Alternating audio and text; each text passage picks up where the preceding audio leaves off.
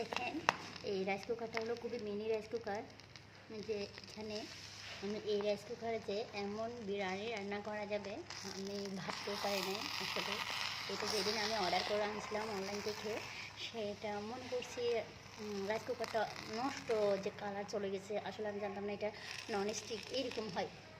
এর আগে বড় রাইস কুকারগুলো ব্যবহার করছিলাম, কিন্তু এটাতে বেশ ভালোই সব কিছু হচ্ছে। এটাতে আমি পাকোড়া বানাইছি, পেঁয়াজও বানাইছি, মরিচ রান্না করছি, তারপর সব সব কিছু আল্লাহর রহমতে রান্না করা যায়। আর বেশি সময় লাগে না, অল্প সময়ে আজকে আমরা বিরিয়ানি রান্না করলাম।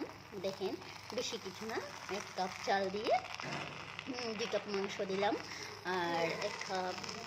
এখন দেখেন খুব সুন্দর হয়েছে। দেখেন অনেক ফ্লেভার আসছে। আমার এখন বিরিয়ানি রান্না হয়ে গেছে, এখন গরম গরম করে পরিবেশন করব।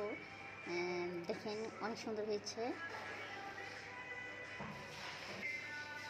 দেখেন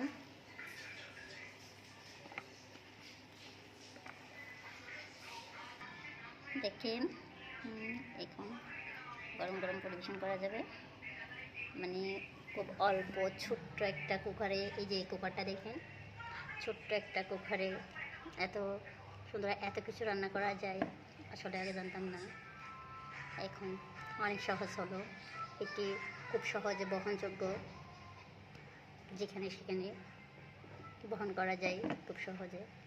তেমন জায়গা প্রয়োজন হয় না, সেখানে সেখানে রেখে রান্না করা যায়। অনেক সুন্দর জিনিসটা, যে দেখেন